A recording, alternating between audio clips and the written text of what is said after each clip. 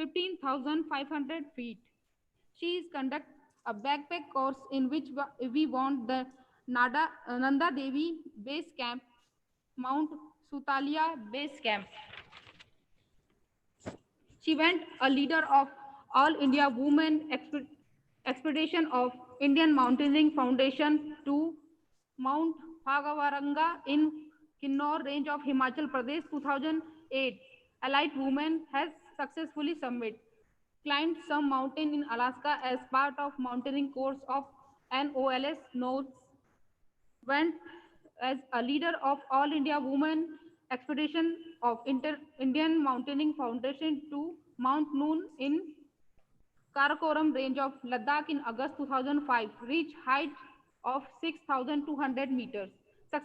She has successfully summited Sri Kailash 6,962 meters in Garhwal, Himalaya in 2004 with All India Women Expedition of IMF.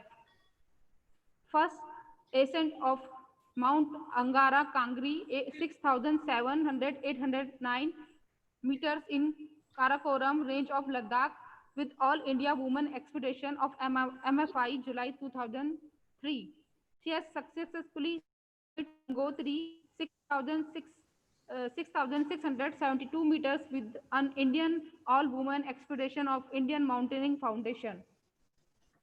Currently, she is working as OSD of the Government of Uttarakhand Sports Department. She is helping set up Mountaineering Institute at Munsiari, District Pithoragarh, by the name of Pandit Nain Singh Surveyor Mountaineering Training Institute. Freelancing has an outdoor instructor for National Outdoor Leadership School since 2003. She has worked as a guest instructor in IHMI for their various mountaineering course and climb Mount BC Roy 18,000 feet, Mount Ferry 19,000 to 2,309 and Mount Polanga will imparting training. So, sir, welcome to our mountain lady Reena Dharmshaktu. आपका बहुत-बहुत स्वागत है और मैं LNCP की तरफ से आपका बहुत-बहुत स्वागत करती हूँ और आपका अभिनंदन. Thank you, Priya. Madam, on behalf of the Ministry of Youth Affairs and Sports, Government of India, Hello India, she's a mountain lady. I say you're a queen of this because we have a big panelist and I'm sure we all be looking forward to come to you. A warm welcome on behalf of the Ministry of Youth Affairs and Sports, Government of India, Hello India, Lakshmi National College of Physical Education. Ma'am, we welcome you. Thank you so much. Thank you. I also would like to welcome Dr. Yuri, President of ICSP, Dr. Rosa, Beatrice, Dr. Sanjay Prajapati, Ms. Pooja, Dr. G. Kishore sir, and my dear PE teachers. A warm welcome to one and all. Over to you, Dr. George, for your session, please. Thank you. Thank you very much for the initiative for this kind invitation. Thanks, Dr. Usha and the ministry and all colleagues that have worked hard to put this session together. Yeah, it's a pleasure to be here talking to you. And my talk today, it's about sport education and particularly one of my research streams, which is creating new pedagogies to help people to further enjoy their sport participation. So I'm talking about how teachers, how coaches can encourage children and adolescents to join sports and this to become a lively experience for them not only to enjoy, but also to understand and to be creative while playing and while training. So I'm going to share, hopefully that will be working, to share my screen with all of you and try, yeah. So that's my talk today, reading and writing the game, new approaches to sports education. Thanks also, Dr. Usha, for that lovely introduction. I didn't know I had done so many things, but this is the past. I think the present and the future they start now, and with this conversation with all colleagues in India and around the world today. So let's get started. Reading and writing the game, new approaches to sports education. If you like to know more about this talk, this is the paper I published last year with my colleagues, Professor Ramon Spy and Professor Ruth Jeans, both international colleagues, but currently working here in Australia. So reading and writing the game, creative and dialogic pedagogies in sports education. So my talk is based particularly in the research we undertook to publish this paper, which was published, as I said, last year in this journal, Thinking Skills and Creativity. So I hope you had time to take note of the paper's name. And I'm just at the moment showing you a few pictures for you to see different types of sports that are played around the world. This one particularly is played a lot here in Oceania, here in Australia. But these are different types of sports that I like to show you. So first one, oops, it was an invasion sport, a hitting sport, athletics, track and field, another hitting sport.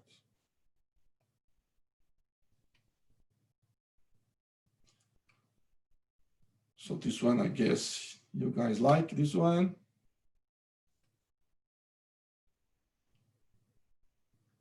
Another sport that's really played in Australia. Ostag, really popular game for children in Australia.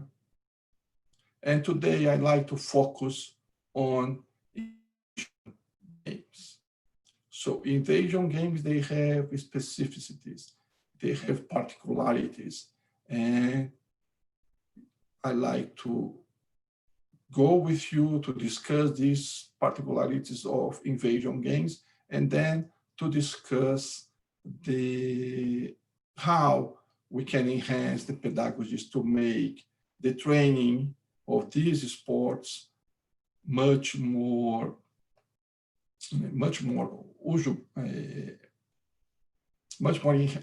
a better experience for all participants.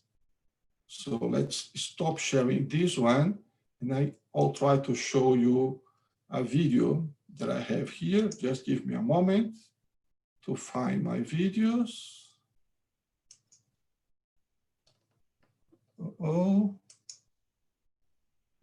Hopefully, sorry. These are all my videos, yeah.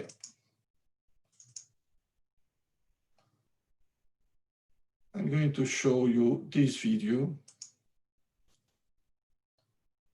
You don't hear sound, not sure if the sound will play, but yeah, I think you can hear. This is a gold medalist. Not yet started, not yet started. Video's not yet started. Not starting? No. Pranish, can you Double click again, sir. Can you click it again? Click on the video. Yeah, Pranish, And now? Not yet. Pranish, can you try it? Videos. You just right click, then open. Right click on video. We cannot do it. Okay, I'll try Cannot do it. again. I just lost the video, sorry. Well, yeah, you can just try it again. Share again. Share again.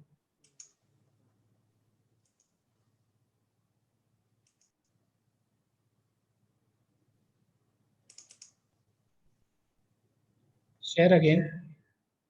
Try. This is Yes, the video. now you can try. Yeah, open. Open. Open first. Open. Yeah. First, Video.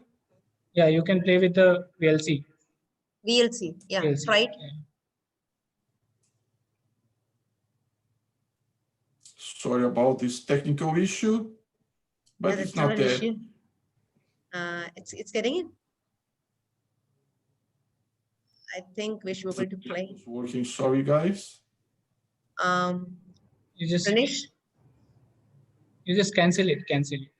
Yeah, I think it will take too long for because I If, have. Just press. right click on click on video. Right click. Is Play it with working video. now? No. You click again. It's not Can you working click for it you? again? No. Can you click it again? Please give guidance. Just stop share. Stop share. Is it working for you or no? No, not No, working. no, it's not open. No, so forget it. No problems. Can you send the link No to us? problems. Can you send the Yeah. link in mail and we'll open it for you Just- later? We'll do it later for you.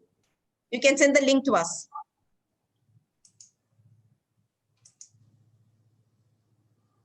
I go without the video, no problems. Okay, fine. So this video was just a presentation of an individual sport that requires lots of skills. And then I'd like to show you a different video where they were playing American football. I think, yes, most of you know the differences from these sports. So the difference that I'm trying to highlight here is that while individual sports, such as the one I like to show you, like is known in sports, gymnastics and swimming, track and fields, all this type of individual sports or performative sports, they require lots of techniques, and the athlete is there performing by him or by herself. This is the context of individual sports, where technique is one of the most, or even the most important thing. There is nothing there. There is no obstacle against the athlete. It's the athlete by himself, by herself, trying to do their best performance.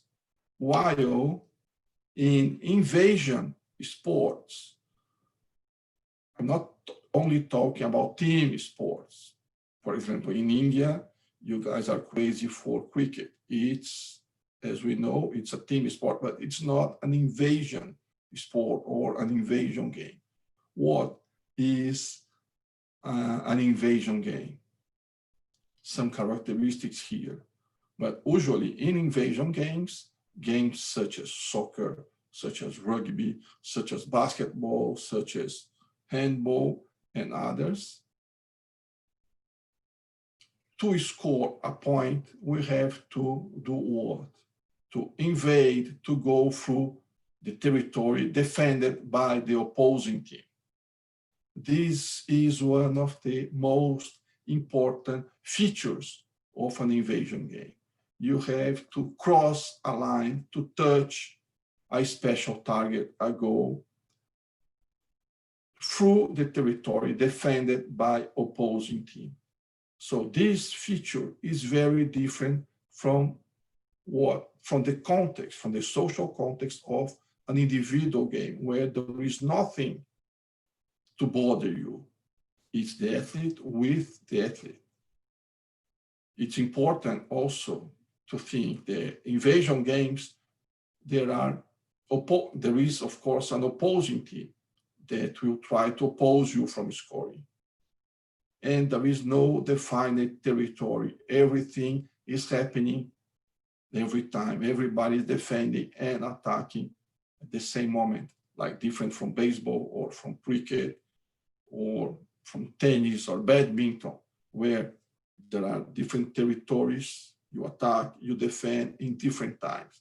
This is not what happened in invasion games. In invasion games, the social context is really important. Everything is happening on the same time, which makes a huge demand on the decision-making of the players. This is what we have to think when invasion games are happening.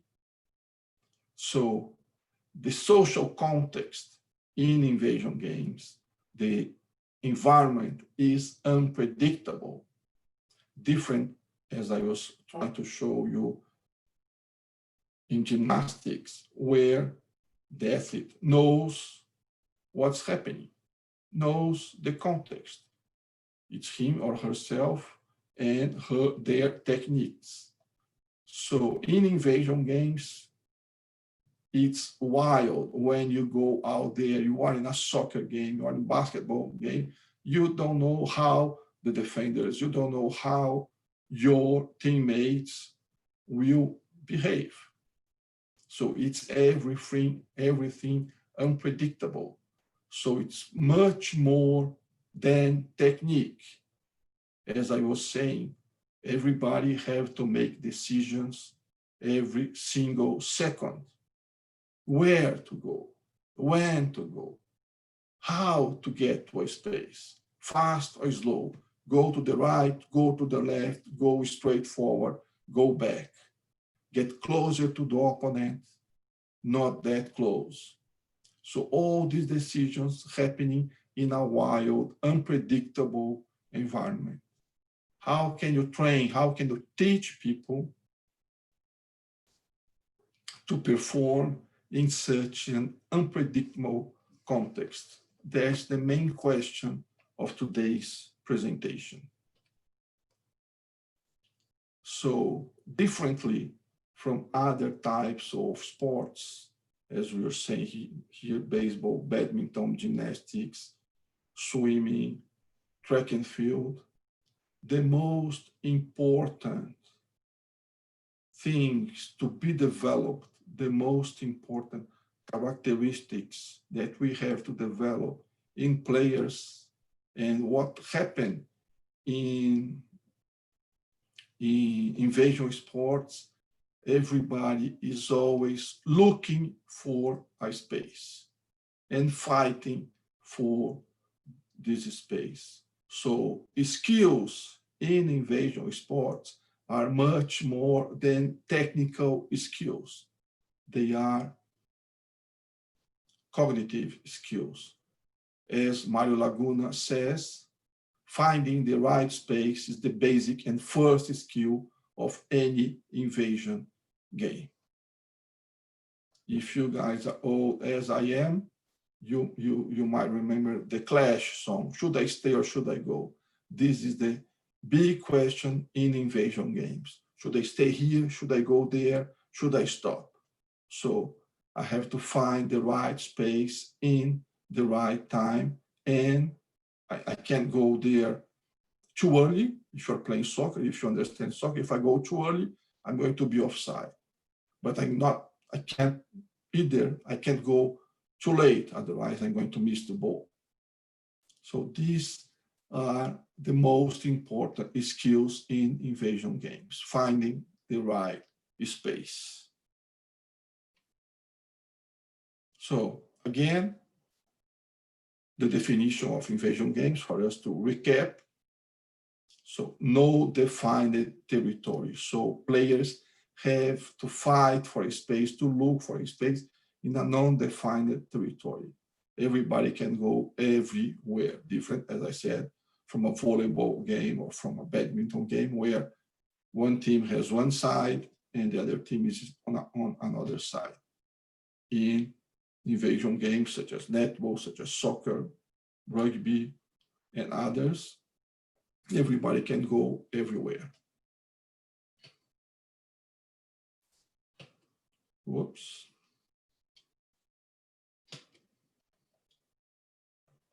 Yeah. Sorry.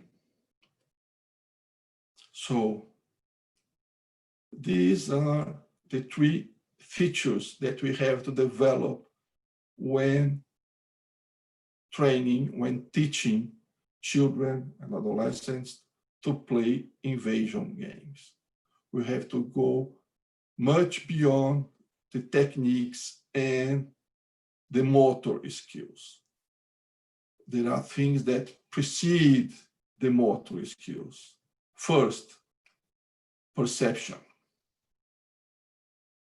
So the player needs to understand where they are. Not only where they are, but where the ball is, where his or her teammates are, where the opponents are, whether there is pressure, whether there is no pressure. And this happens very quick. It's perception. So you have to look around and you have to know what's going on the field, on the court, very quickly. After perception, there is decision making. So I know I have the ball, I know where my teammates are, I know where the goalkeeper is, so I have to do something with the ball. Should I run with the ball? Should I pass? Should I try a shot? Again, very quickly, very quickly. After everything that's happening in my brain, then there is the motor action. After perceiving what's going on, after making a decision, then there is the action. Okay, I'm going to shoot. Okay, I'm going to pass. Okay, I'm going to run away. Yeah, so everything is happening. It looks like it's happening together because all these actions are very quick. I look, I see, and I shoot in a basketball game. I look, I make a decision, and I keep dribbling. But they are steps for the players to understand and to make a good performance. Hope you're following me. So let's look at these three elements in separate. As I said, they happen very quick. So perception. Perception is what everybody says that today is one of the most important. And I think if you guys follow, for example, football in Europe, most of the coaches, they are after players who can read the game, who know where and when will be the next important steps.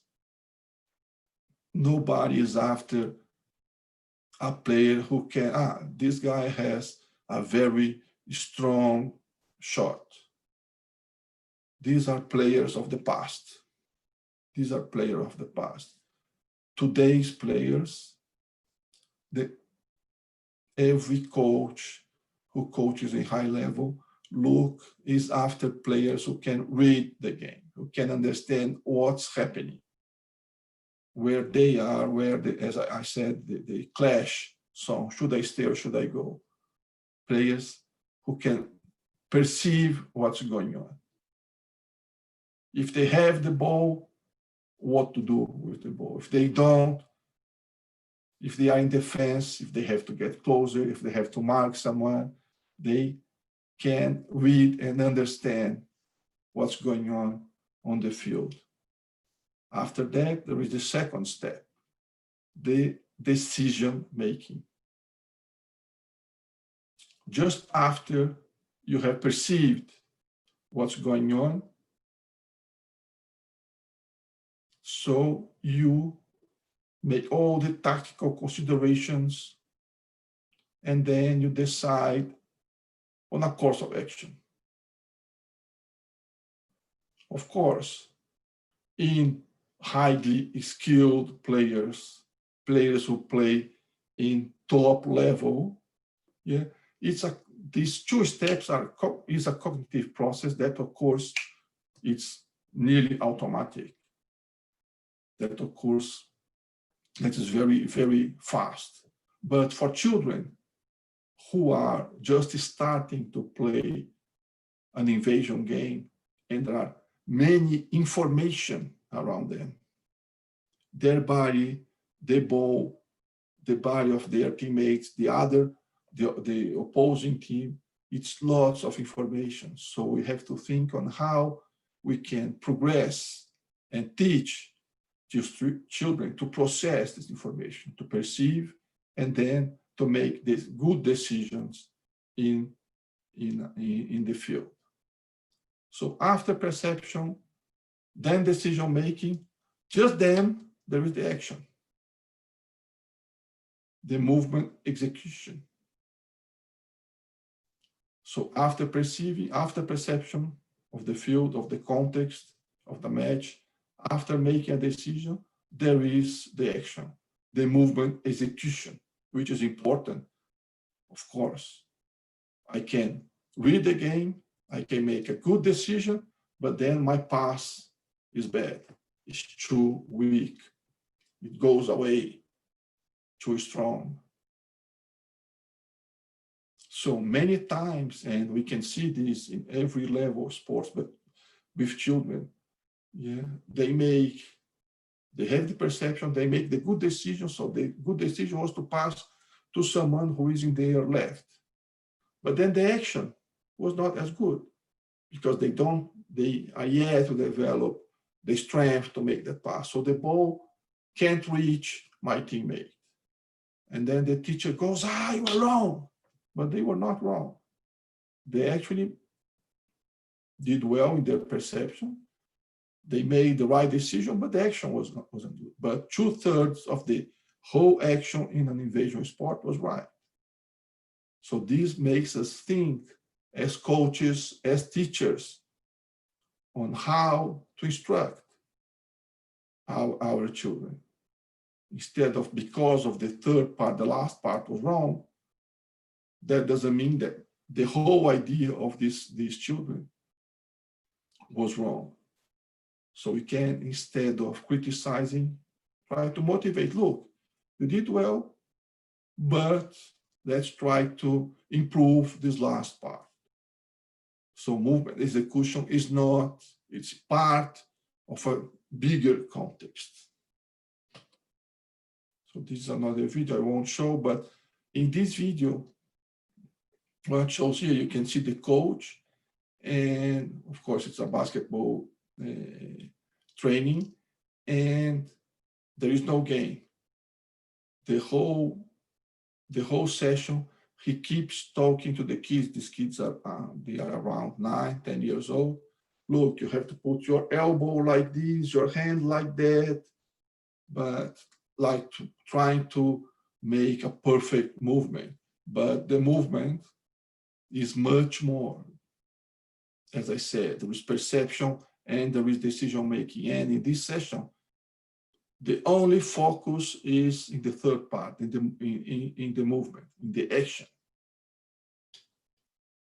Same thing here. They just keep repeating movements without making challenges, cognitive challenges, social challenges for the students.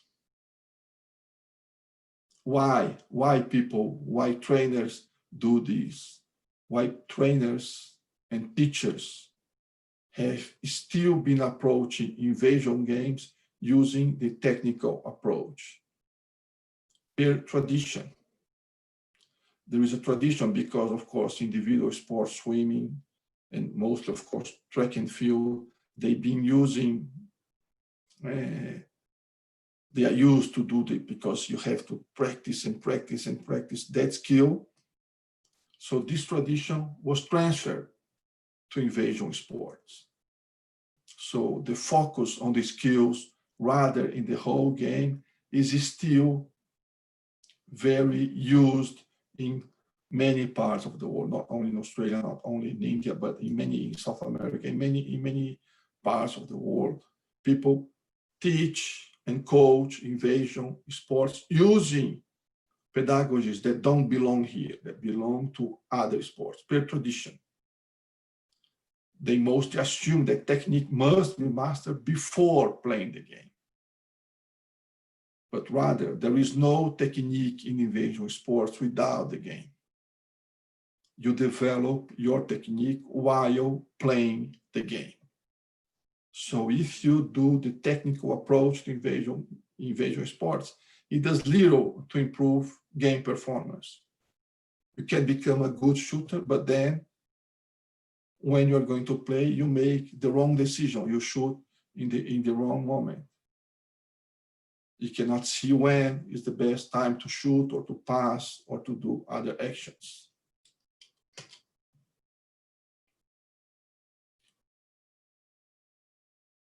And worse, the technical approach to invasion sports, what it does, it highlights what students cannot do. Now, you can't throw with your left hand.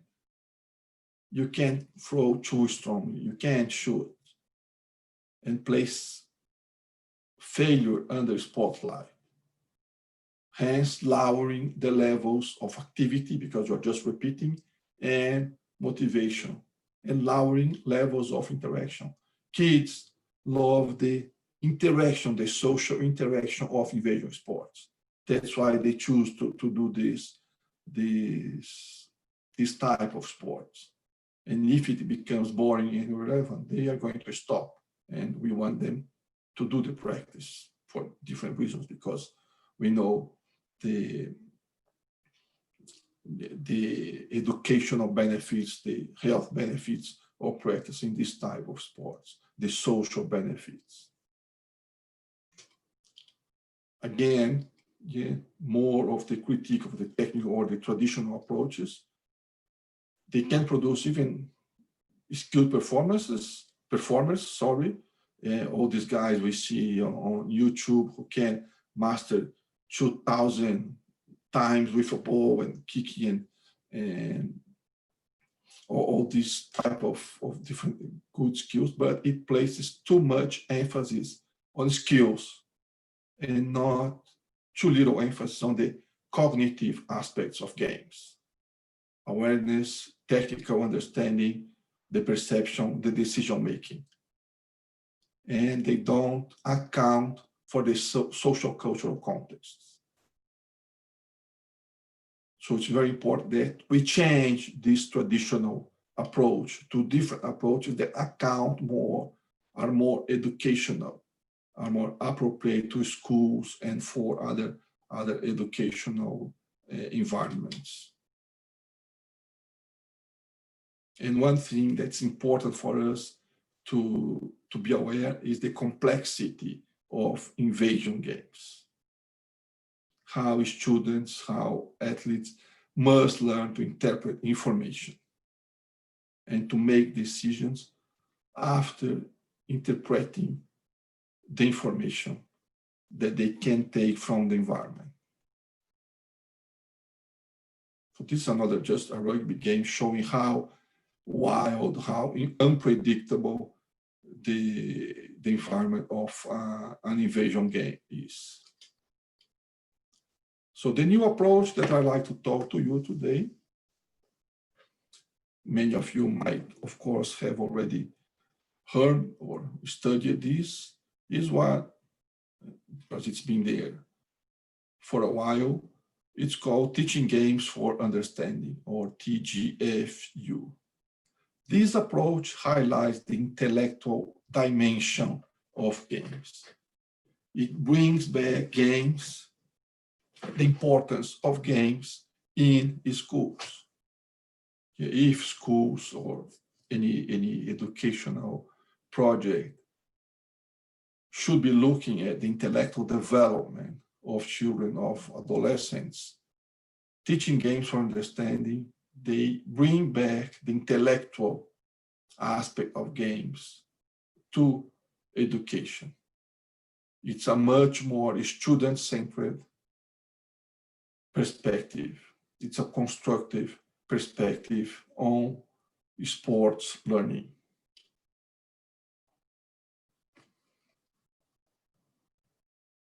Actually, it's hard to talk like this in a webinar because I am much more interactive with my students, always talking and doing inquiry-based learning, asking questions and receiving questions.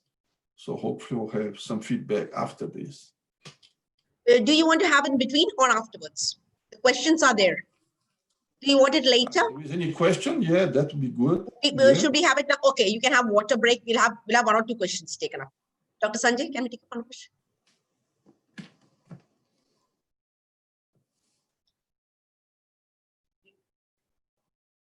Sanjay?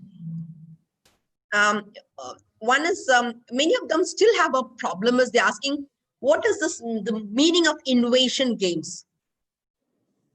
George, can you hear me? Yes. Some of them are yet to understand. Innovation, what do you mean by innovation game? So I'm going to get back to the slide where the definition What I did. of engagement game is.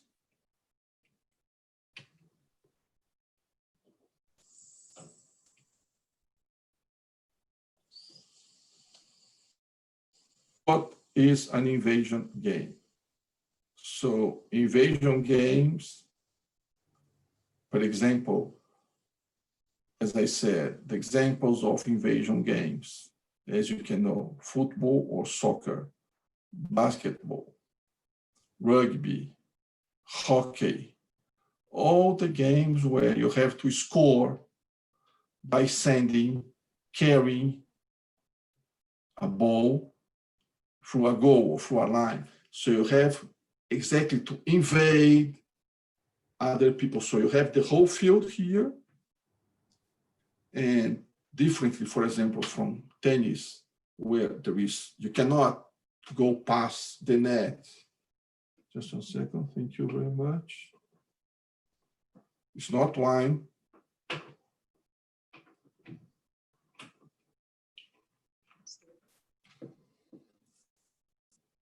So, as I was saying, tennis, it's not an invasion game, it's a net game. There is the net, one player on one side, other player on the other side, they keep playing to each other. You cannot go and invade the other person's territory. Volleyball, or cricket or baseball, they are not invasion games. Why? Because while you're attacking, batting, the other team is defending. Then you change. In an invasion game, you are doing both.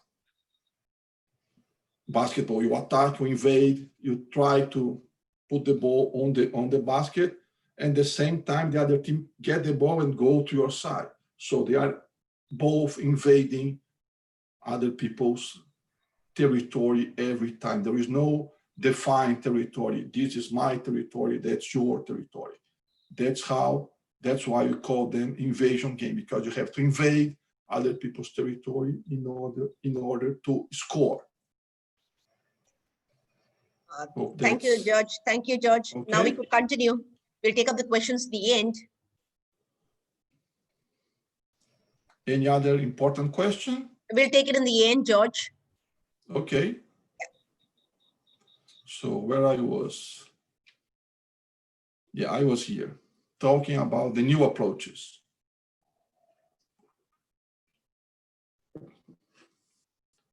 So this is the new approach I'd like to talk to you about, teaching games for understanding.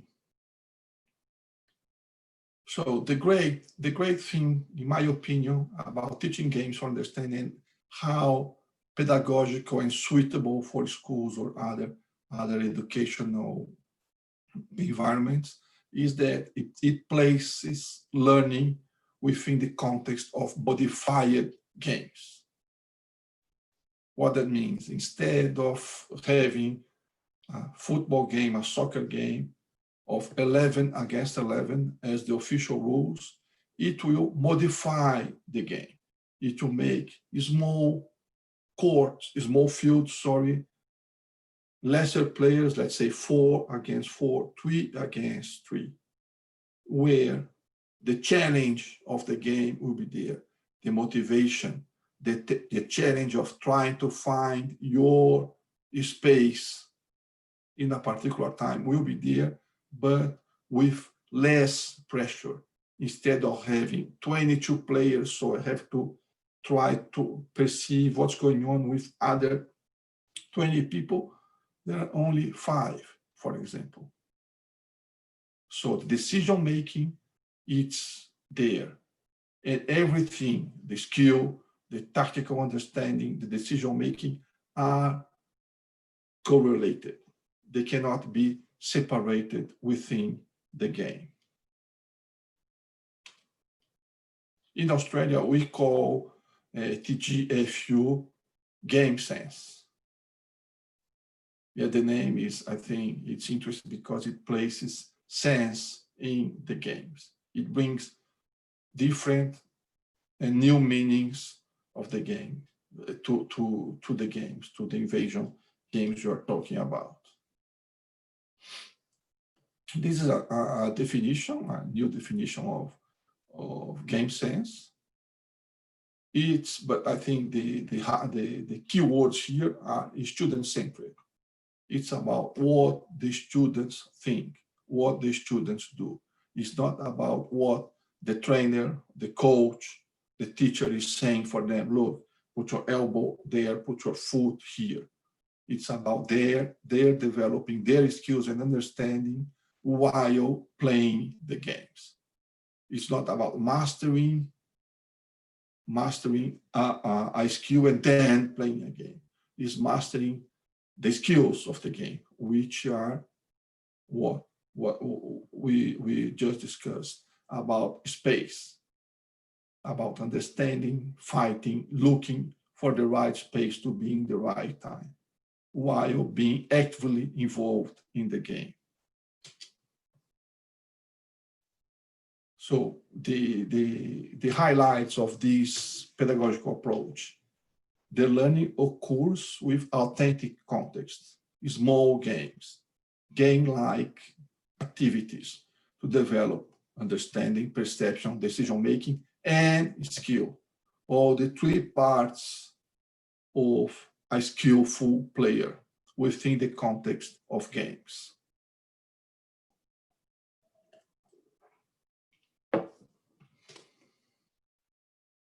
It's about the whole game. As I said, modified game, small games, and not about the discrete skills or techniques that the traditional approach see as really important to be mastered before playing the game. So with game sense, you go and play games with the kids while developing all the skills they need. As I said, adjusted games, modified games that suit young children, that suit beginners of a game.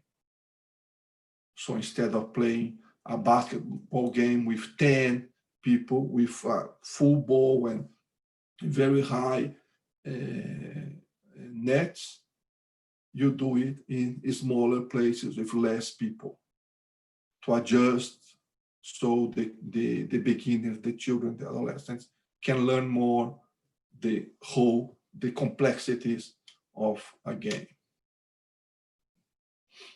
And what's important, the motor skill develop while you understand the game.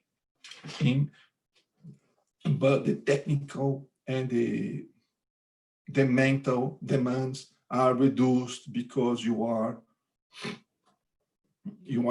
lessening the pressures, because you are adjusting the game. So I think the great thing of the game sense is that it integrates the game sense approach. It integrates physical, intellectual, and social learning. You are learning about the game. You are learning how to play with your colleagues, with your teammates. And of course, you are learning the physical aspects that are important of the game as well. Carry a ball, dribbling a ball, running, defending, attacking, etc. So this is actually the title of my presentation, because game sense pedagogy actually aims what? Players who can read, which is important, but also write a game by themselves. Players that can understand what's going on in that wild environment, and then write, and then do their actions during the game. Read and write their destiny. I think that's the beauty of the game sense approach. Yeah, read and write your destiny on the field, on the courts.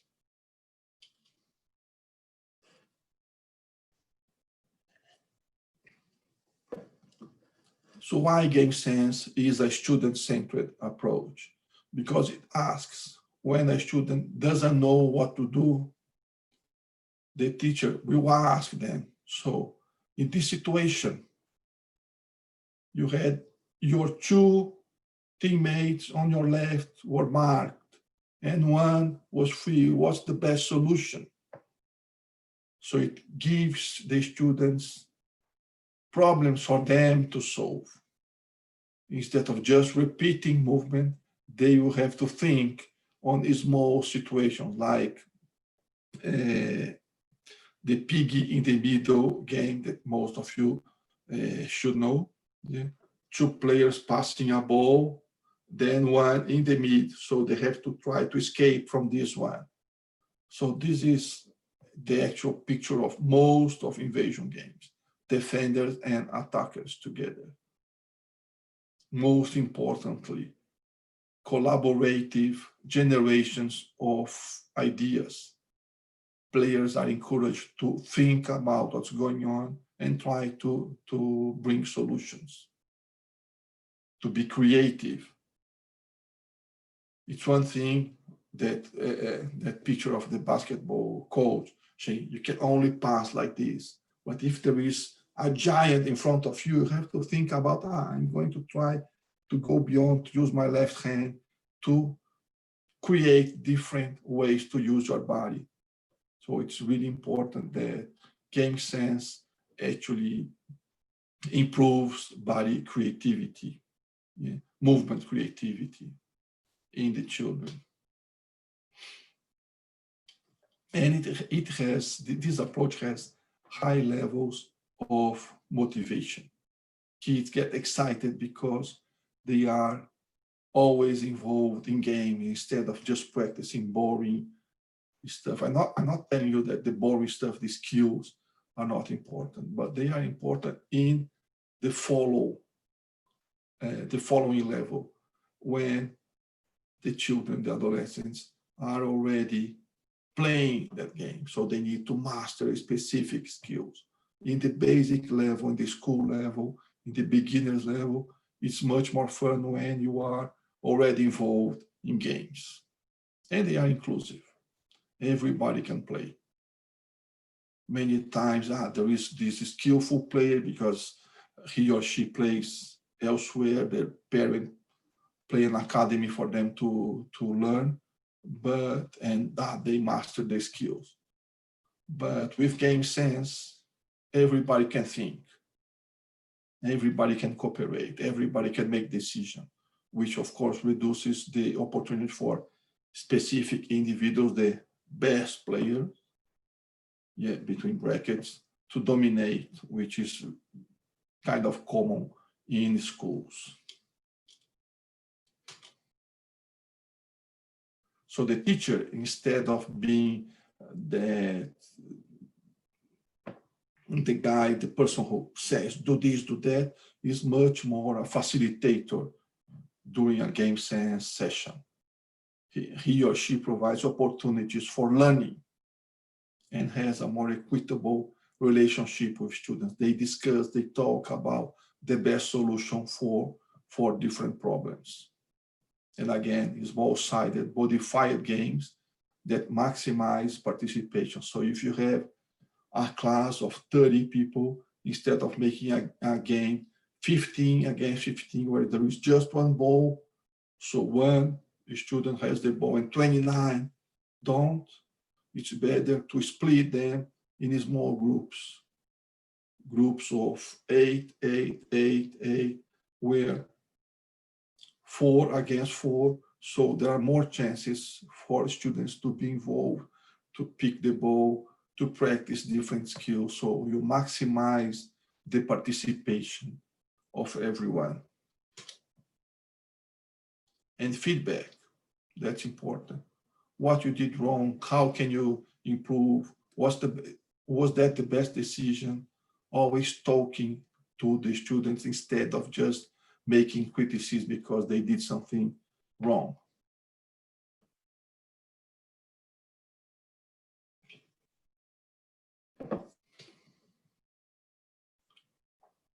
So mistakes are allowed because they are not mistakes, they are just sometimes bad decision-making that can be improved.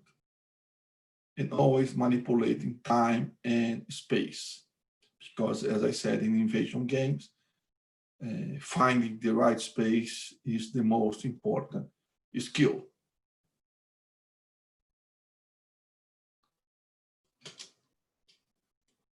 How am I going with time? Take another maybe, because we could stop by about, it's time, yeah. You may have to shorten it a bit. Yeah, the panelists, it's okay, George. Yes, so I still have like 10 minutes. 10 minutes, yeah, you could take 10 minutes. Yeah, but then we can take the cue, we'll send you. You could take it for 10 more minutes. All Yeah. right. Yeah. Yeah, I'll just try to wrap up with the Sure. game sense that values creativity, cooperation, and collaboration, which are skills that 21st century education is after. So just some tips of the role of the teacher in game sense. Yeah, I already talked about this. Students' knowledge is valued. It's a collective work of teacher and all students.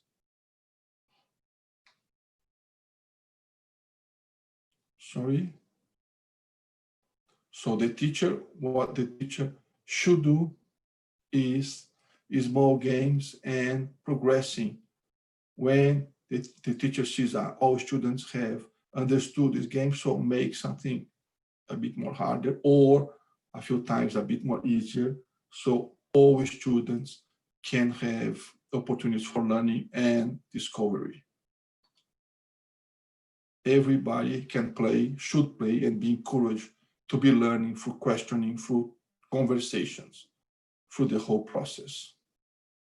And conversation is part of the process. So discussing the game, not only discussing all the strategies and skills that students can develop during the games. Open to students, I had a very beautiful experience using game sense many years ago, where my students, they were kind of year 3 or year 4, so students from 9 to 10 years old, they've developed their own games. Their task will come up with games, with rules, with the equipment, with everything, how to play a game. And at the end, a few games worked, others, of course, didn't. But at the end, we produced book of games for that particular year. It was very interesting to see the modifications and how they felt empowered by creating their own games.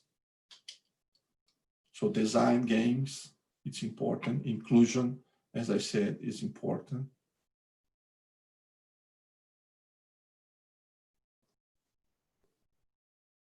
So there is, I think, in game sense teaching, there's a balance between doing and talking. You have to talk and do many times. So to keep students' interest. At the times, and I remember that when I was teaching for young kids, yeah, it looked like untidy. There were in a typical game sense session, there is no lines. Everybody's playing. It doesn't look, if a parent comes out that this is a chaos, it's a bit of chaos, but it's an organized chaos. It's fluid, like the environment of an invasion sport. Everything is happening every time. That's why kids have to practice in same conditions, not only passing to each other, because this won't happen in a game. You won't have space in a basketball game to pass because suddenly someone from the other team will come and try to steal the ball. So you have to be trained to play in this wild environment. So again, the paper I told you at the beginning, reading and writing the game, where we go in depth in these pedagogies.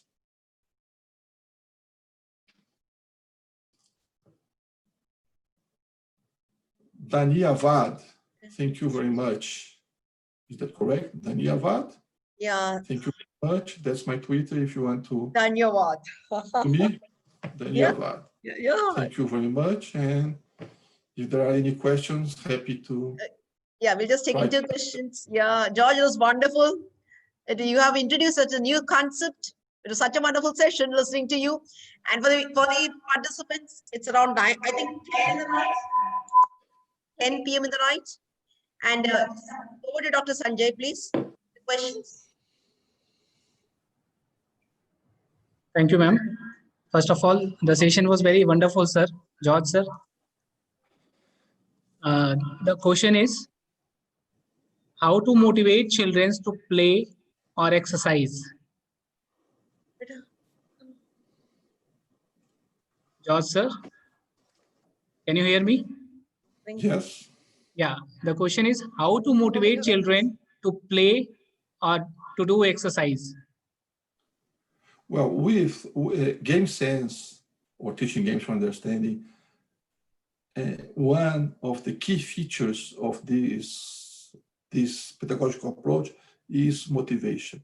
As there is no much repetition, but instead kids are playing game since the start of the session, usually they are more motivated because instead of just keep repeating, you have to one-to-one and just passing a ball, there is always some sort of a game, even if a small game, as I said, a pig in the middle or a tag game, there is always the stimulus of the game. And teachers, and kids and children are naturally motivated when there is some sort of game, some sort of fun and competition. So I think game and fun are keywords to bring children, to motivate children to exercise and to play. And game sense pedagogy is, there is plenty of fun and game. The name is game sense. Thank you, sir. One more question. How can we read and write the game? Can you just brief the concept? Sorry, I don't think I understood the question. Hello. How can we read and write the games as you have spoken in your lecture? So can you just brief the concept of reading and writing the game? Well, you have to read my paper.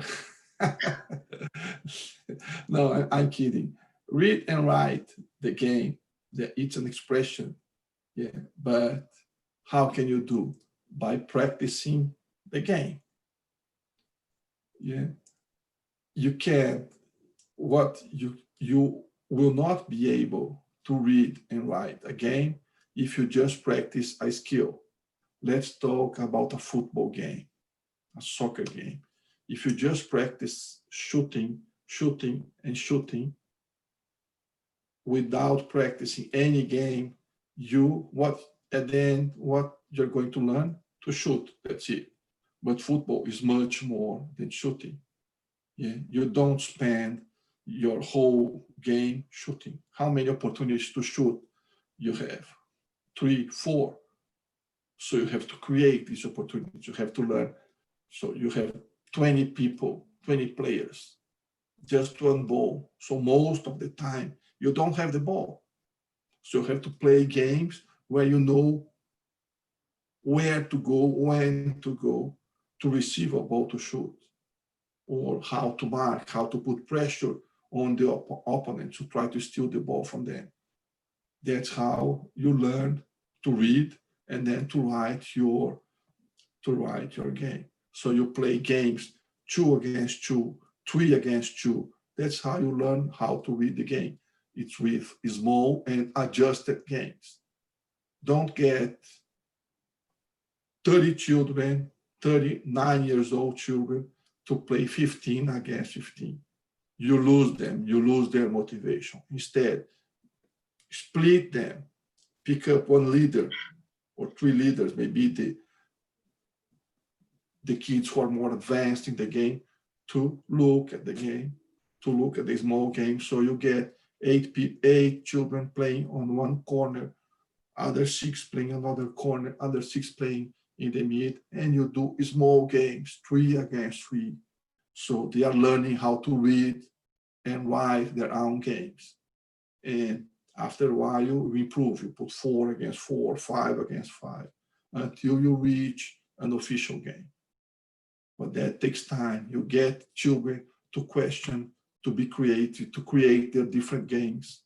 For example, I use with football, I use a lot a game with different colors. So there are the team black and yellow against the team blue and green. So there is more stimulus to perception. So what's my team? It's blue, it's green, it's yellow. So more perception, more stimulus. So you're doing what? You are helping them to read the game. I play basketball using the same strategy. So as I said, what black and yellow against red and green.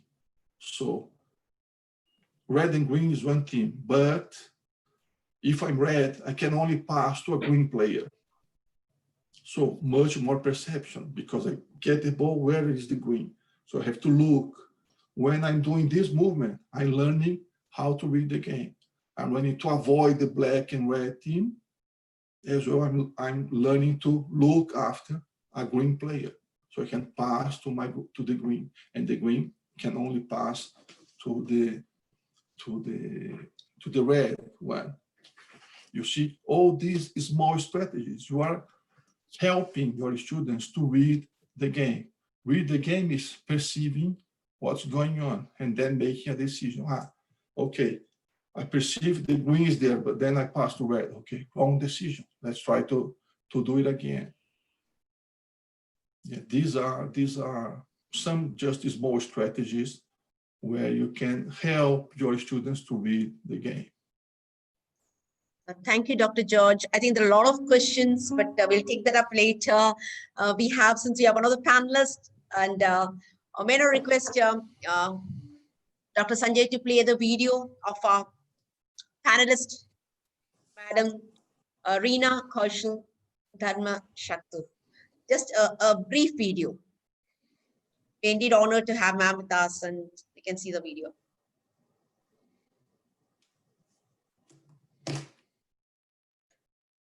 Equipment after finding the wonderful people at Casper, and we look around at this view and go, oh my God, look at where we are.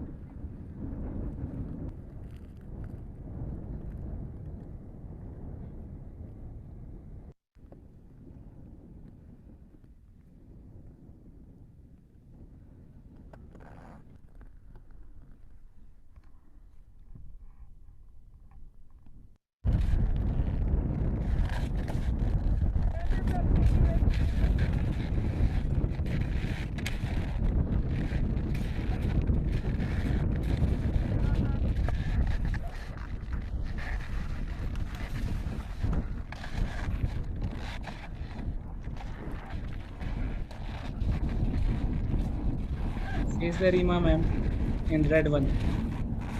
We have Reena Kaushal who's in the red, who is our panelist. You can see her playing in this.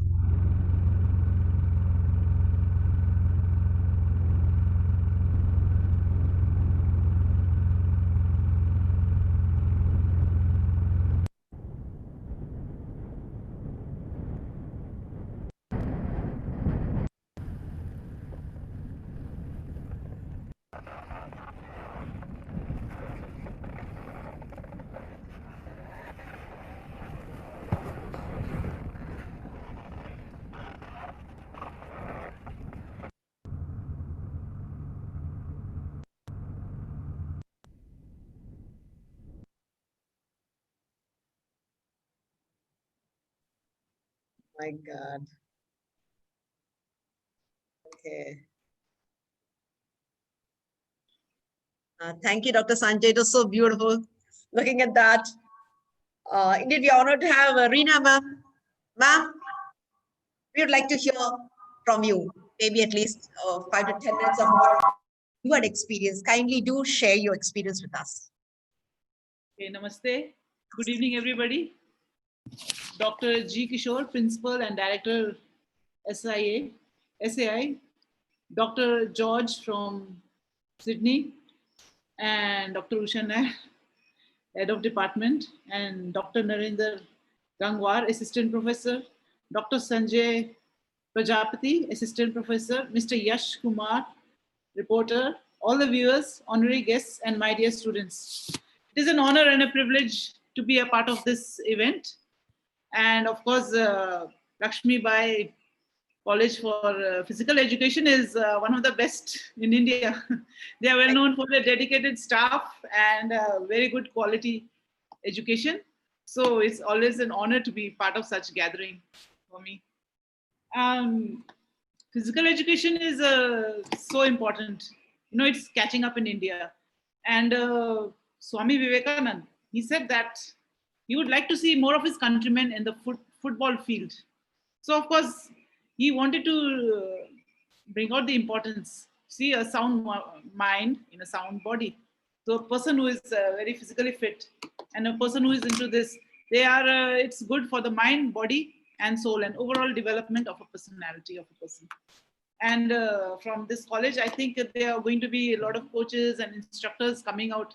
So it's really good. It's really, you're going to change the character of the youngsters, the character of the nation. You got a lot of power in your hands.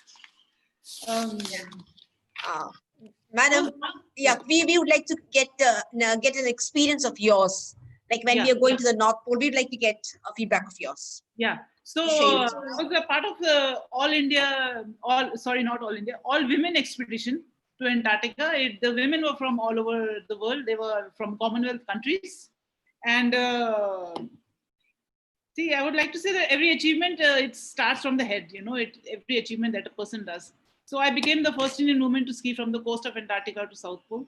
Then there was a person from Brunei, that girl from Brunei, she became the first person from Brunei. Then a girl from Singapore, she became the first woman from Singapore to do this. And then the girl from New Zealand, she became the first person from New Zealand. So we were like breaking a number of records.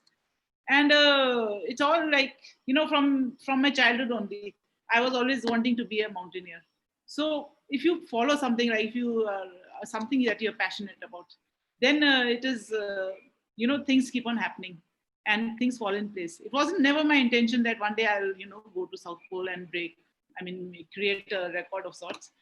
But it just happened that way because I was focused, I was passionate about what I was doing. And so, you know, like I kept on progressing in the right path. So when we reached Antarctica, you know, I'd like to say that was our transporters, a base camp. Then from day one, it was very nice, you know, it was like sunny. And then from day one onwards, things started happening. Like we started having some kind of very bad experiences. Second day only, there was a big storm. So before I speak about the storm, I would like to say that Antarctica is one of the coldest, windiest, and the driest place on planet Earth. It has got 6 months of day and 6 months of night. And it can really be harsh. Like if you are outside your tent, then you have to be doing something. If you just keep standing still, then you'll probably freeze. If you're inside the tent, then it's okay. But being outside, it's really. And we were there during the summertime. The summertime temperatures are from -10 to -35. The wind chill factor is there, of course. So on the second day itself, we had like a wind, and it blew our tents. We were inside the tent. First tent got blown away. Then the second tent, so all our stuff, our equipment, and all. Luckily, we were still at our transporters camp, base camp, so we got shelter. Then the second day, we, like picked up all the equipment back, because Antarctica, you can't buy things. What you have lost is lost. So we picked up, we searched, we dug the snow, and then we got back our things, and then we had to repair it. And then after 2 days, we thought we'll go for an expedition, like a acclimatization hike, so on a ski, so that we get used to and adjusted to everything. And so after 2-3 days, we went for an acclimatization trip. And in that trip, it was really cold and windy. And one of our members from Ghana, from Jamaica, she got frostbite. Frostbite is due to extreme colds, the extremities, the circulation to the extremities become compromised. So then as a result, you can get blister. That's the first stage. The blister progresses, then it becomes, can also become gangrene, and you might have to lose your limbs. So at the first stage, she had blisters on her cheek and on her fingers. So she had to be, unfortunately, she had to be sent back. So it was a big blow to us. Like our expedition had not even started. We were already experiencing all kinds of harsh weather conditions and members, but my experience is that, like you stay calm and you stay focused on what you want to do, and look for the positive things in all kinds of situations. Everything can. So we were very positive, and we thought, okay, fine, this is like a warning for us, and we have to be extra careful with our techniques, so that we don't get all this. And then just be super careful and think the best that we will definitely be reaching. So in our minds, we were already thinking, okay, we have reached South Pole, and we are doing well and all that. So our expedition started, and it was really a very good expedition. On the way, we had problems, of course. So like in the sports, you all have games like basketball, football, where it's all about teamwork. So it's similarly in the mountaineering, it's all teamwork. So we were like, there was some problems. Somebody's having stomachache, somebody's got sprain, somebody is, got all kinds of aches and pains and all. This aches and pains business starts right from day one only. So we were sharing each other's loads. We were doing each other's chores, like doing their work and all. So it was basically our teamwork which got us through the expedition. And then we reached South Pole 2 days before. We were supposed to reach on the 31st of December for the New Year. And we reached there on the 29th of December. And that was really like one of the one of the best experiences of my life, and almost like a game changer for me. So yeah, any other questions and all people have about Antarctica, what kind of training I did, then I can also answer those. But yeah, any questions and all. See, I think one thing that we did in Antarctica that I would like to share with you all is that can you hear me? You can hear me? I can't hear you, but I can hear you. We can hear you. We can hear you. Yeah. One thing that we did was that we feel that it's our responsibility to make this world a better place. So as far as, and then also the environment, because nowadays they are getting a lot of problems because of environmental degradation. So we carried back all our human waste, every single thing. In spite of being in Antarctica, which is like 4.5 times the size of India, roughly. And nobody else we saw. Throughout the expedition, it was only the 7 of us. One of us had gone back, so only the 7 of us, and just us against that wilderness and that wild place. And we carried back every single thing. So we wanted to give a message to the world that being in such harsh conditions, when we are not, dirtying the place, we're carrying back every single thing, even a human waste we're carrying. We had special bags. So when people are sitting in nice, comfortable places, why can't they do something? Like, they can do small things like, like separating their biodegradable waste from plastic waste, not throwing garbage, saving on electricity. Every single thing really counts. So yeah, that's what I would like to share. Like, just be very, very, like what you're doing. Your action is going to change the way the world is doing. Thank you, ma'am. It was wonderful, your sessions, but now we'll just hear, maybe we'll give a minute to each of the panelists. So, Dr. Yuri, please, we give because I know this is the panelist demo, we just give a minute for you, please.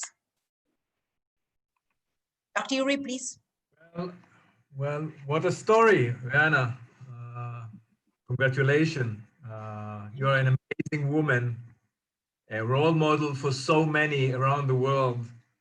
Thank you. And you're very dedicated to the values which you believe in. And everyone can understand it when you talk. The only problem I have is that you have never approached me asking me to join you when you went trip. But anyhow, whenever next time, here I am. Ready. We'll be willing For to, sure. Yeah. to give a try. Oh, that'll be nice. Yeah, I would like to plan again. I wish you all the best and very good health. Thank you so much, sir. Thank you. Dr. Yuri, you need to speak about Dr. George too. Well, what can I tell you? Dr. George brought a wonderful concept, which is actually, in my opinion, in my humble opinion, the answer to the early dropout of so many children from sport. And I think if we could have, George, some evidence-based data that is showing us that this concept is so much better than winning is not everything, it's the only thing, versus, of course, then I think we have a wonderful, wonderful message to the physical education teachers and coaches. And yes, I believe we need to invent the wheel. You know, it's a cliche saying that you don't need to invent once every time the wheel. But I think if we will continue to do the same things we are doing for decades, we probably will face the same results. And the results are not good. We are losing too many children. Too many people are inactive. So we have to invent the wheel. And in the approach we were presented today so nicely by George, if I may name you George and not Professor, Doctor, then I think we should listen and try to implement. The earlier, the better. And one reservation. We do know that children engage in sport not by a mistake. It's sometimes because of the parents, sometimes because the facility is nearby their home, sometimes it's because of the pressure of their peers. But for the long run, children associate with a sport that fits their psychological concept. It fits their psychological characteristics. And this concept answers to many who like to be affiliated with team sports, but we have so many who engage in individual sports. And for them, we need to find a vaccine in order for them not to drop out too early using the coronavirus terminology nowadays. So once again, thank you for a beautiful presentation. Thank you, Dr. Yuri. Dr. Rosa, are you there? Professor Rosa? Yeah. Yes. Well, thank you very much for both presenters. I really enjoy both presentation in different style, but actually learning a lot from you both. Now, my first question is to Rina, because ladies first. So Rina, please. Thank you very much for two good messages. I mean, challenging and women participating in this expedition to Antarctica, and also for the environmental message you gave to all of us, which is really important. Now, I have just one question. Why did you desire to do this sort of challenging expedition? Why Antarctica? So this is just my question. So Dr. Usha, should I ask Jorge or No, should I she, wait no, for she should. Rina's Yeah, George, you could ask later. Ma'am, Okay. Rina, ma'am. Actually, I've always been interested in traveling. As a kid, I used to read a lot of books on travelers and adventures and explorers. So I wanted to travel, and then I got this opportunity. Like, it was a selection procedure. So Felicity Aston, who was a scientist from Antarctica, she was the one who started this project. So when she came to India to interview the ladies who were wanting to go there, I was so like really wanting to, see this new place and go and interact with women. This whole thing really charmed me, this whole expedition and this whole project was like, the moment onwards I applied for this expedition, it was just my dream to reach the South Pole. Nice. I love traveling. Okay, so you had a good physical preparation training. Yes. We had a lot of like endurance and strength building, and in our country, I'd never done gym. Then I joined the gym, and before that, I used to do some mountaineering expeditions. So that was a plus point for me. Like I had gone there, and then it was like a lot of diet control and a lot of preparation, hard work, focused hard work. Okay, thank you very much. I enjoyed a lot and learned about it. Thank you. Thank you so much. Now, to Jorge. Jorge, thank you. Now, teaching gain for understanding has been around for quite a while, the concept and how to work with that. However, still, in many places, skill and technique, the technique is what prevails in physical education classes. So my question to you, why do you think this is still happening? And one of the questions from the audience indicates if there could be examples of how to conduct sessions with this approach, with teaching game for understanding. Gracias, Rosa.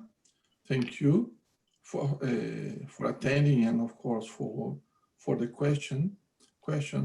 Well, it was a shame that my videos wasn't working with the technology because the examples would be there. But I encourage the participants just to go to the internet, YouTube, and look for game sense or for teaching games for understanding sessions. There are plenty of examples that they could look at, and there you see how enjoyable is to the approaches and how they can implement. So there is plenty. If you just go on YouTube or any other video sharing platform, you see all the examples there. And with your first question, I would say that's an interesting thing. I mean, in Australia, the most prevalent method is still, and it's a highly educated country, but it's still the traditional one, because people just think, that's how I learn, so that's how I'm going to coach, that's how I'm going to teach. And I think the answer for this is what we are doing now. It's education. That's the only solution. Yeah, you are right. Teaching games for understanding has been there for a while. There is no reason why people are not using them. But I think, of course, there are cultural components, gender components.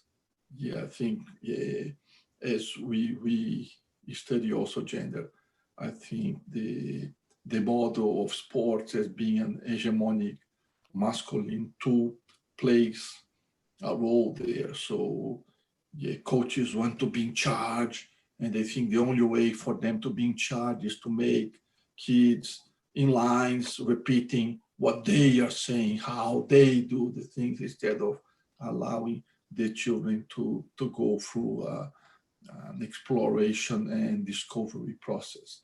I think these cultural barriers are also present there. So I think we should keep doing what we do in different platforms like today. It's an awesome opportunity to talk to thousands of people and try to bring new perspectives. Yeah, we don't need to get rid of everything that's traditional. Yet there is good things in the traditional approach. A few times you have to be a bit more traditional, but I think you have to bring also new perspectives and try to do a balance and slowly breaking these cultural barriers as well. Thank you very much. Gracias. Thank you, Rosa. Yeah. You said something. You said something in Spanish. I don't know, Portuguese. Thank you. Thank you. Dr. Beatrice, remarks from you, please. Oh, thank you. Thank you. And I'm very glad to hear Jorge, the great boxer, and also Rena, a great mountain sport woman, who gave us a great example of the importance of women sports. This hard sport that I don't know if I will be able to do it, but you know, probably the new life, if I have. Oh, congratulations. I'm sure that can motivate a lot of people. Probably my daughters, yes, would enjoy with you. But you know, I would like to ask, what was the most difficult problem that you had in this excursion that you did it? What the most difficult problem, the most difficult problem that you encountered during expedition? Yeah. See, we had the problem of extreme cold and where there were dangers of frostbite and too much of wind, and those were the problems. But I think more than that, when I think about it in retrospect, I think that it was gathering the finances for the expedition, like finding sponsors, and that was really, really, really an uphill task for me. It was really difficult. Like I had to pull into my own resources and ask friends, borrow money from here and there. Of course, later on, Kaspersky Lab, gave us the money for the final push, the final journey, and some other companies had sponsored. But it was really very difficult to get sponsors. Okay, thank you. Yeah. Beatrice for the George. Okay, George. Well, thank you for bringing us this very good section and the game sense. I didn't know the expression game sense, and I'm sure that brings more humanity in the game for children and young people. And you have to learn how to listen. That's something very important. And listening is not very easy because it means that you have to change. I mean, the coach has to change. And I like the idea that that the whole team can write their own destiny. That's very important. That means that you have to plan, to accept, and destiny does not belong to someone that brings to your life, but you are responsible for this. And I like very much. Thank you. Well, something that I would like to ask is about listening. In your experience, how hard was for the coach to learn how to listen and then to deal with the parents and the head of the clubs that they want the team all to win. If you have some experience, how the team can, well, yeah, that's really complex. Yeah, all these relationships in terms of people trying to transfer what they see, and of course, hegemonic sports on TV and all the other devices and all the stream are really, I mean, the performing sports are very hegemonic. So people try to transfer what's going on with Messi and Neymar and all these big stars to their 10-year-old classroom. So I think that's the point, is trying to break this and saying, look, you don't learn to write to become Shakespeare. You learn to write because and read because it's important for your life. You don't learn maths to become Einstein. It's same with sports. Yeah, you learn and you practice sports because it's important for your life in different levels. It's important for your mental health. It's important for your social life. It's important for your physical health. Yeah, for your sense of belonging. And if you have an approach that keeps you doing sports instead of make you drop because it's too hard, because it's too boring, or people just complain, I think that's the point. And just showing parents and whatever other stuff that what the research in sports psychology has been showing the past 30 years, that children approach sport because they want to make friends and because they want to have fun.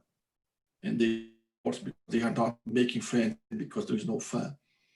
Yeah. So if you want to keep your children practicing sports, allow them to have fun, to make friends. And the game sense approach not only allows, it encourages these things, these features. I think that's the answer for this, but it's complex. It's not easy. Yeah, it's not easy, but I think it's very important for the coach and the teachers go in this way, because many children stop playing sports because of the pressure, and that's something very sad. And as Rana said, we have to make this world better. Yeah. Beatrice, you're absolutely right. I have indicated it in my presentation why children disengage from sport, and what makes the difference, as we heard from George, is, and please correct me, George, if I'm wrong, that in the approach he is presenting, the emphasis is on the processes and not on the end results. And, exactly. And this actually is what it is all about.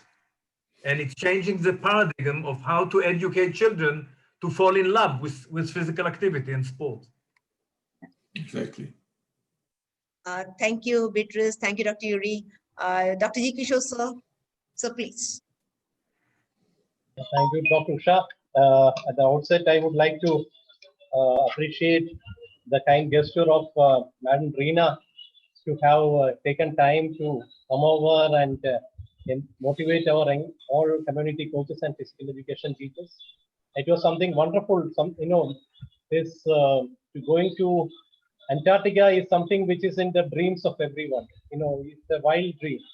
It is some to have made it a reality is something extraordinary, and you deserve all praise, madam. And from our side, from Sports Authority of India, we appreciate your spirit of adventure, and to have gone to the toughest place in the world and came back successful, and now also motivating.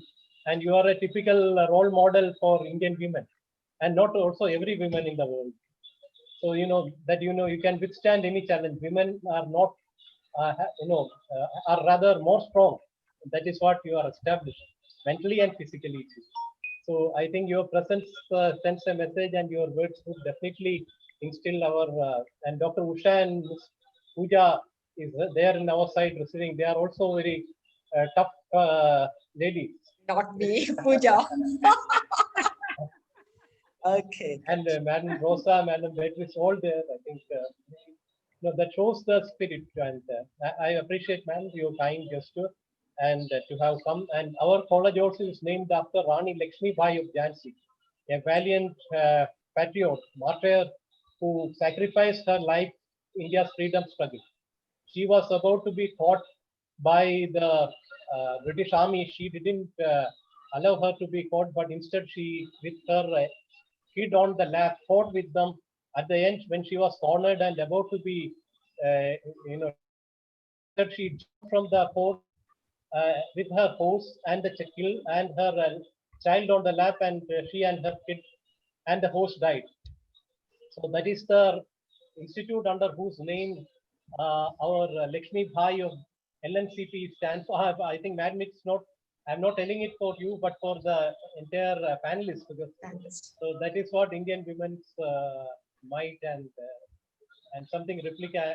We're thankful to you. At the same time, also the presentation by Dr. Jorge is also something very, very innovative. And I have, though I couldn't be there because of my some unavoidable commitments, I could not be there always, but his research focus is positive youth development, health and well-being promotion program, gender equity and sports education, sports globalization and society, and critical pedagogy. So these are all, I think, next generation trends, which he is now taking up through research. So this is something very need of the hour. We need to tune up our programs, our physical education community coaching program in accordance to the next generation trends. And that can only be done through innovative research, especially the sports globalization and society is an area of very concern. When I read some article, I have found that there is going to be radical changes in the sports training system in the world because of the changing trends, where out of the climatic change, where the temperature is going to increase by 2 degrees worldwide, then how will we train our kids with the present system where morning and evening, and what should be the pedagogy and the system to be followed needs a lot of research and innovation. And also the other fact is globalization, where globe is coming down as a village. So there are more participation and a competition between the clubs and cities rather than the countries. So here also how to tune up our youth to fight, represent, and how should be they are built and tuned up in accordance to the global trends is also an area of research. And also taking one step ahead, now we are going even to space cities. It is said that people have already booked their houses and plots in moon and other planets. Because after some time, if Earth becomes a difficult place to live, which we are all collectively been responsible, where Earth becomes tomorrow a difficult place, people are trying to get many of the, I think many from many countries have already booked their plots in moon and Mars and elsewhere, space cities. So what is there any sports which has to be planned for these places? I think Dr. Jorge and people like him should also do some research in these lines. That would be quite innovative. And thank you so much for your very, very enlightening address, Dr. Jorge. If you have anything to say on those 2-3 things I have touched on, you may kindly reciprocate. I appreciate your kind presentation and your gracious presence. Thank you very much, Dr. Jorge. Thank you. Thank you for your for your comments. I think and your insights. I think you're right. Climate change is already making a big impact in the sports industry, and of course with coronavirus as well. So people need to rethink how can they can promote sports and physical activity while preventing the spread of the virus, of course, and considering climate change, how new approaches should be built from where we are at the moment, from the game sense, from more integration. I think sport will be most of all a very important tool to the rebuild of communities after this crisis and during this crisis. Sport can have this important power of rebuilding and having communities together, if, of course, is done in the right way. And I think Game Sense has the tools and the concepts for the rebuild, for putting communities together in more cohesive spaces. I think you are right. Thank you. Thank you, Dr. Jorge. Thank you for your time. My pleasure. Thank you, Kishore sir. I'd like to thank Dr. George. The session was a wonderful session. And I also need to tell you, I just gave you a short notice, and Beatrice helped us in getting George from Australia. Indeed, it was an honor for us, and it was a blessing where new concepts have come in. And I think it's high time, as Dr. Yuri said, reinventing the wheel. We are still traditional, and it's time that we need to put into practice what you said. And I'm sure with times to come, we look forward to a collaboration. And as you said, we would like to collaborate with your university, and so that there could be a lot of learning which is possible, because we are keen in learning, and our students and our PE teachers are looking forward to a change, so that we also change with times. So I think with that wheel, we need to do it. Thank you so much, Dr. George, because your work is wonderful with the book that you have come out with. I think it's remarkable. So once again, on behalf of the Ministry of Youth Affairs and Sports, Government of India, Khelo India, a big thank you and a salute or hats off to you. Thank you so much, George. It was wonderful. Madam Reema, I don't know how to say, because you're a power lady. You moved, and I think you moved all of us. So you were enough one person to represent the whole of the women folk. Thank you so much for bringing this power, because it is not power which you're showing, but you proved that women can do it, which was earlier felt that they can't. So, and so easily you said, and you got it. So that's such a wonderful thing. We are honored to have you, and we could see the video, and we got so enthralled in the video. We felt we were there along with you watching a movie, and in that the storm which is coming. And it was so nice watching that. I think it's been a wonderful session. We only missed, madam, your husband, because he's a very renowned person who was coming in, because a Padma Shri. We look forward to sir next time. So hope you also join. But madam, once again, on behalf of Ministry of Youth Affairs and Sports, Government of India, Khelo India, Lakshmi National College of Physical Education, we need to thank you for your gracious presence. And in a short notice, you made it possible, and you narrated the experience. I'm sure there'll be many who are looking forward that you are with the role models, as rightly pointed out. We all would like to come in, at least get a glimpse of what you have done. So you left a footprint, you left a mark. I think that's something which is admirable. Thank you so much, madam. On behalf of everybody present here, again, I say hats off to you, because you as a woman has made a mark. Thank you so much. I'd like to thank Dr. Yuri. Thank you so much. I think we are reinventing the wheel. Every day I find there's something which is new you come out with, and you're very particular of the change that is required, and especially with parents and children. And I think it's time that a change needs to be brought in our teaching community. And thank you so much for this contribution and input, where you make it very particular to be present for such sessions. Thank you, Dr. Yuri, being the president of XP. President of XP is with us. Thank you, Dr. Rosa. Thank you so much, because you have made this possible. For all the panelists, I'd like to say it's Rosa who has made this event an international one. You've seen it's all a quality which you have actually come in. So most of the speakers have been highly appreciative of the topics that have been shared in this webinar or the series which has happened. So thank you so much, Rosa, for making this happen. Thank you. I'd like to thank Beatrice. Beatrice, it was a timely help there. You brought in George. Thank you so much, Beatrice, because any problem, I just put a message. I think we are in trouble. So Rosa and Beatrice gets together. They see how best they can help us. Thank you so much, Beatrice, because all different browsers, you're there to help us whenever need. Thank you.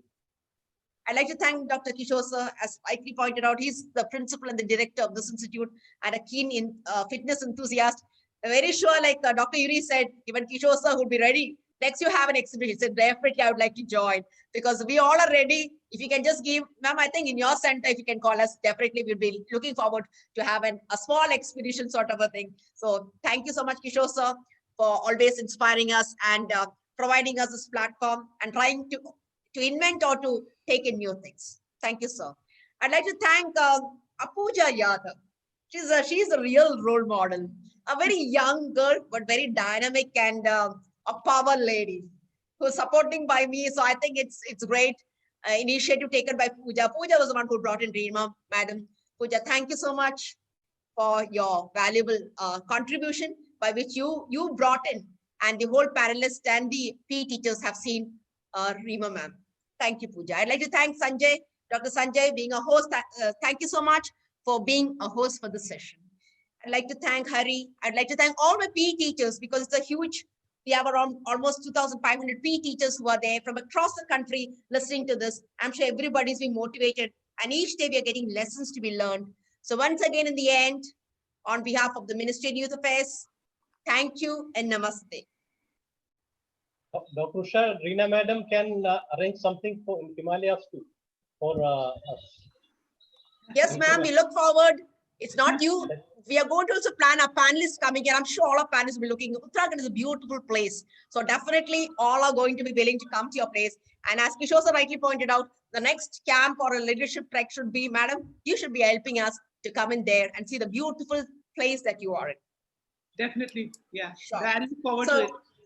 and we have a huge panelist because next day we thought we were going to have a conference, and I said we are going to bring all our panelists here. That's the way we could actually oblige.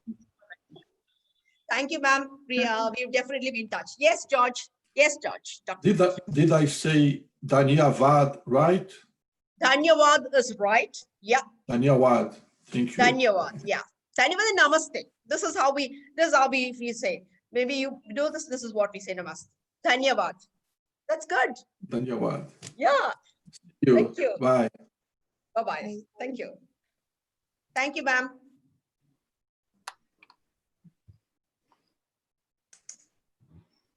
We have a feedback form, feedback for any participants will be filling in.